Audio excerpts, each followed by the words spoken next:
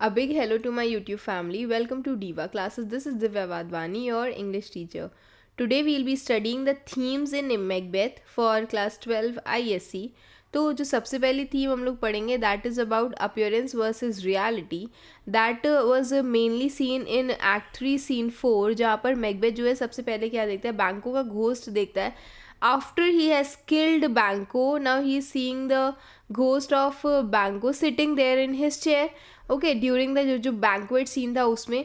Now here Macbeth, उसका जो सबसे पहले इंपॉर्टेंट चीज़ होती है वो उसका खुद का रिएक्शन है, क्योंकि एक्चुअल में वो चीज़ है नहीं, but still it is appearing to him because he has that guilt in his mind. तो once he sees Banquo's ghost sitting in his seat at the banquet, he is who is dead, was supposed to have attended had it not been for Macbeth. तो right after receiving confirmation कि murderer से that Banquo is dead, Banquo's ghost appears and Macbeth even proposes a toast in Banquo's honor. मतलब वो उससे सबसे कहता है कि I drink to the general joy of the whole table, and just because कि my dear friend is not here whom we miss, and this cheers is for him also. तो वो ये चीज़ बोलता है.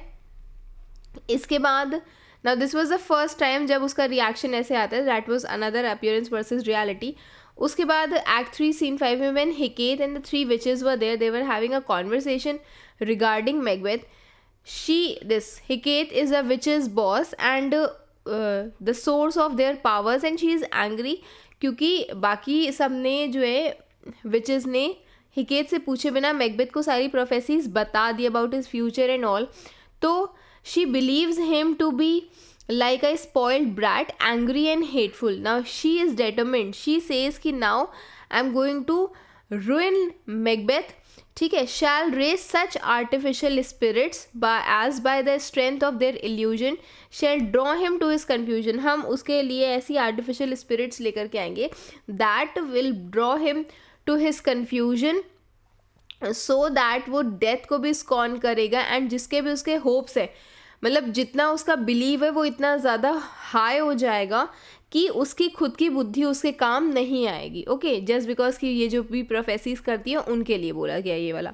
फिर मैकबेथ को नाउ हिकेट वांट्स द विचेस कि Macbeth को एक अश्योरेंस दे कि किसी भी तरीके से वो हार नहीं सकता है. तो she wants Macbeth to think his position is secure because security is mortals chiefest enemy. अगर इंसान इनसिक्योर है ना तो वो सेफ है, लेकिन अगर वो सिक्योर्ड है तो वो अनसेफ है. ठीक है, फिर फर्स्ट सीन ऑफ एक्ट 4 में विचेस क्या करती हैं, वो मैकबेथ को प्रोफेसीज देती है. फर्स्ट वन दैट मैकडफ से बिवेयर रहो, बच के रहो.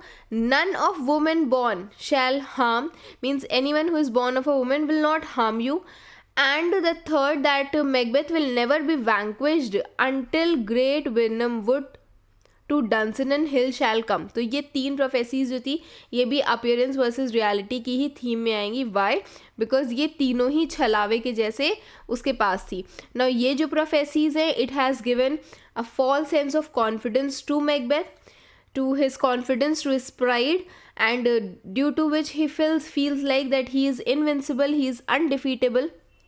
Murderers will never come back to threaten him. उसको ऐसा लगता है कि उसको डेथ उसके पास कभी भी नहीं आएगी and he is going to be king for his entire natural life. But ultimately Macbeth जो है he dies because these prophecies were just false. Then next major theme is the theme of guilt, जिसमें hallucination. Shakespeare uses a symbol of hallucination to present the theme of guilt in Act 5 Scene 1. सबसे पहले lady Macbeth who is hallucinating the spot of blood on her hands, क्योंकि वो वही वाला scene जो Duncan के murder वाला scene था वो उसको दोबारा से रिपीट करती है. And she is in her brain she feels like कि वो सीन दोबारा से हो रहा है and she is not able to remove these spots of blood from her hands. ठीक है, तो वो पूरा जो कोट है उसका वो सारी चीज़ें इसमें you have to mention. Come give me your hand, put on your night gown. तो ये वो पूरा again she is starting with a conversation. She is replaying that night in her head that signifies she is constantly reliving it, कि वो बार बार उस instance को, उस particular moment को वो दोबारा से जी रही है. She is not able to forget it because she has a lot of guilt in her mind.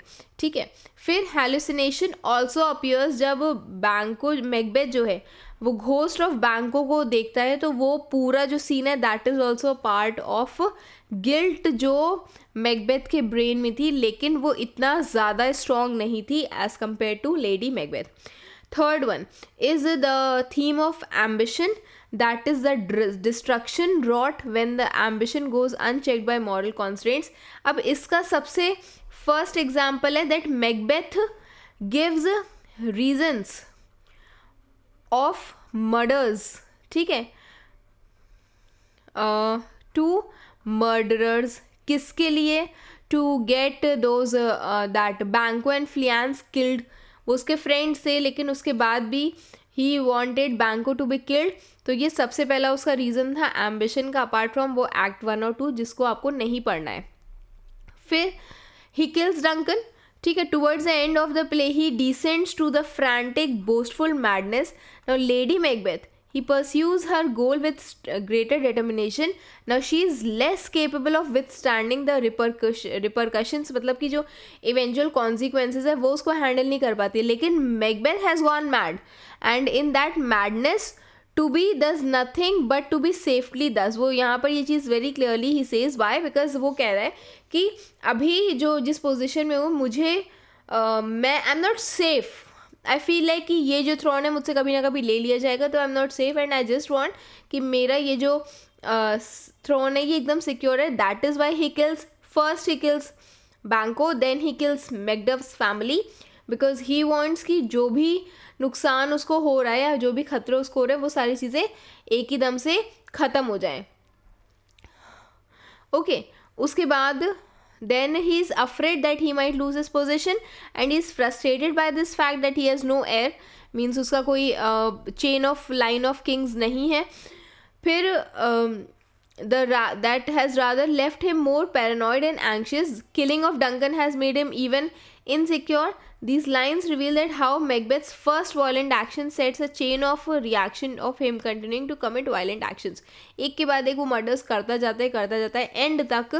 That tells that he is still least guilty. वो है लेकिन वो इतना नहीं है as compared to Lady Macbeth. Okay, so these three things you were supposed to prepare in terms of the theme of Macbeth. After characters, this was to be done quickly. इसके बाद CFQs you will prepare entirely, and the part of the questions I have sent a few questions on Telegram. ठीक है. कुछ link है of act 3, 4 and 5. You can study that. उससे आपको एक basic understanding हो जाएगी कि इन केस ऐसे क्वेश्चंस आ जाते हैं लॉन्गर या शॉर्टर आंसर्स में, तो you will at least be able to attempt these. Okay, that's it for today. I hope you all have understood. Rest we'll be doing soon. Till then, keep preparing. Best wishes. Thank you.